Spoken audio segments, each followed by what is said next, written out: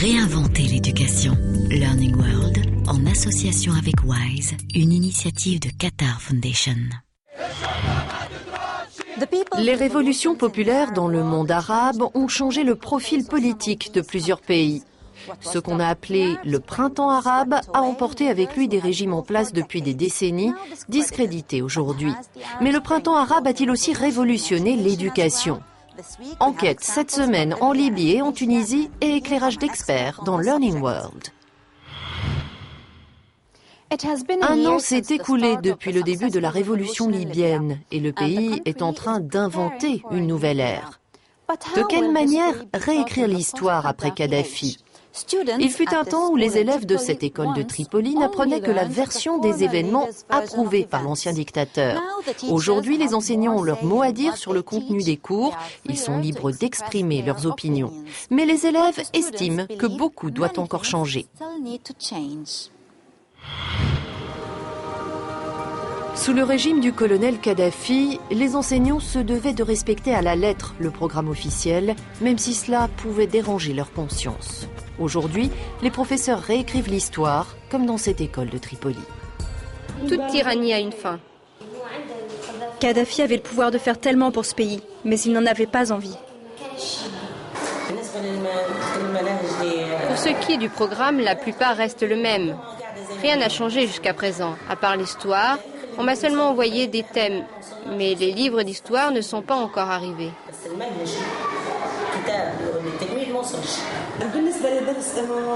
En ce moment, pour ce qui est de la chute de Kadhafi, on ne fait pas de cours spécifiques sur ces derniers instants.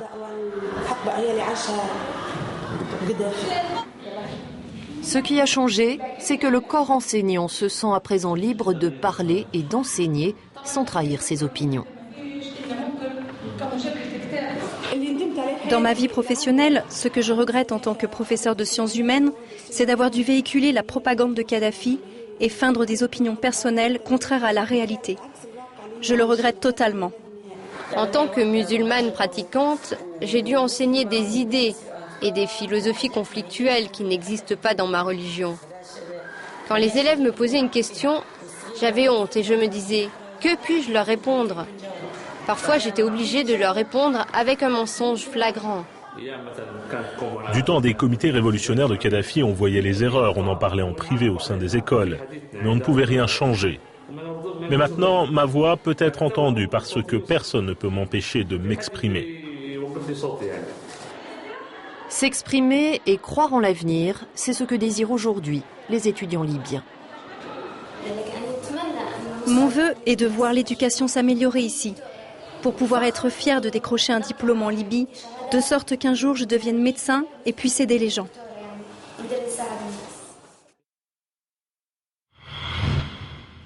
Réformer l'éducation n'est pas encore une priorité pour les nouveaux dirigeants de ces démocraties émergentes. C'est en tout cas l'avis de Mohamed Faour, chercheur associé au Carnegie Middle East Center.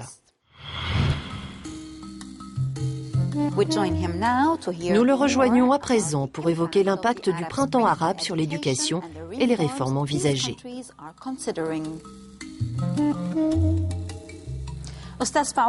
Mohamed Faour, merci d'être avec nous. Quel est l'impact du printemps arabe sur l'éducation ?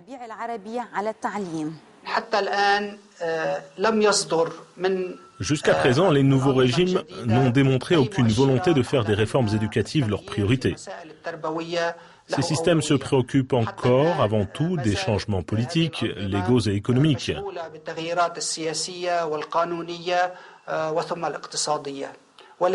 Mais il est indispensable de changer le système éducatif pour créer une société stable et prospère.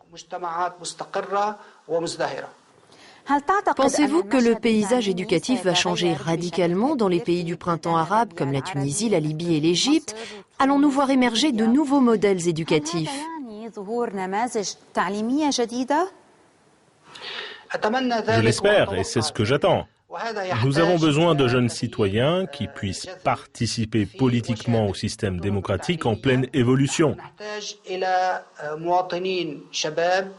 Nous avons besoin de citoyens responsables, qui comprennent leurs droits et devoirs, et comprennent comment défendre leurs droits et comment remplir leurs obligations. Nous avons besoin de personnes créatives, capables de pensée critique, de pensée libre et indépendante, capables de résoudre les problèmes tout en étant des citoyens du monde, pas uniquement de leur région.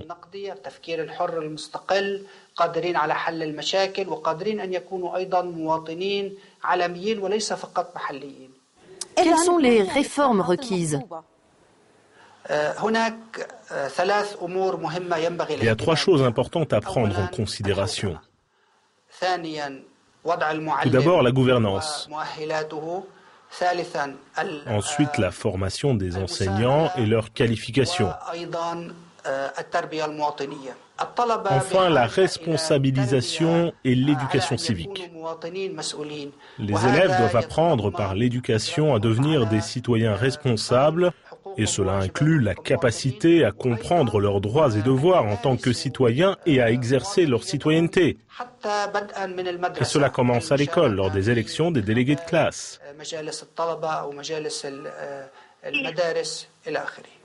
أستاذ فاور شكرا لك. شكرا لكم.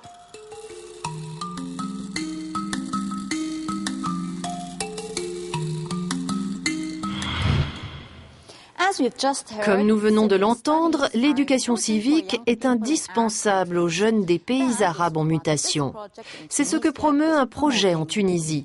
Dans ce reportage, nous suivons des étudiants en pleine organisation d'élections démocratiques dans leur établissement. Une façon de préparer les Tunisiens à devenir des membres actifs de la société et à partager la responsabilité dans les prises de décision. En octobre 2011, la Tunisie vivait un moment historique, ses toutes premières élections libres et démocratiques. Au collège Assad Ibn al-Fourat, dans la banlieue de Tunis, on votait également pour les délégués de classe. La présidence du comité d'administration était remportée par cette jeune fille.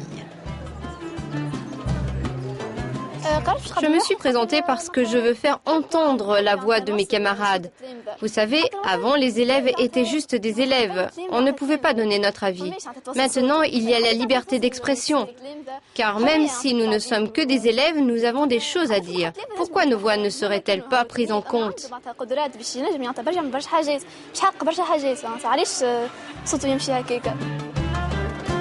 Baptisé Elect Junior, ce projet est une initiative de la Jeune Chambre Internationale, une association de jeunes citoyens. Donc Elect Junior, c'est une élection dans le collège Assad Ibn al-Fourat qui a abouti à la formation d'un comité de 5 personnes, un président et 4 vice-présidents, chacun chargé d'une mission. Autre acteur majeur de ce projet, l'UNICEF. L'après-révolution a mis en avant de nombreux problèmes dans le domaine de l'éducation. L'éducation civique et l'éducation à la citoyenneté sont des domaines sur lesquels je pense que notre bureau et le ministère de l'Éducation vont s'investir de façon particulière pour accompagner le pays dans cette phase de transition démocratique. Aujourd'hui, les élus du comité d'administration du collège assistent à une session de formation dispensée par un membre de la Jeune Chambre Internationale. Entourés du chef d'établissement et de leurs professeurs, ils y apprennent à gérer leur mandat. On les a formés à un travail épineux, très difficile même chez les adultes. Comment conduire une campagne électorale ? La formation a été faite par des spécialistes. C'est ce qui m'a vraiment ravi, tout simplement ravi. J'ai senti que l'école avait un sens. Du haut de ses 13 ans, Maha, la présidente, est pleinement consciente de l'importance de sa fonction. Je sens que j'ai ma part de responsabilité dans les décisions. C'est-à-dire que je suis responsable de mes camarades et donc je dois savoir quoi dire ou ne pas dire. Je sens vraiment une grande responsabilité sur mes épaules et je suis prête à l'assumer. Les élèves ont un an pour faire leurs preuves. En cas de succès, l'opération pourrait être étendue à tout le pays.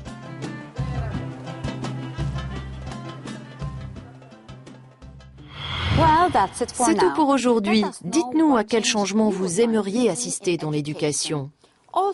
À vous qui avez vécu le printemps arabe, partagez vos réflexions avec nous sur nos pages dans les réseaux sociaux. Un de nos téléspectateurs tunisiens nous a écrit que les diplômés avaient beaucoup de difficultés à trouver du travail. Sur ce, à la semaine prochaine.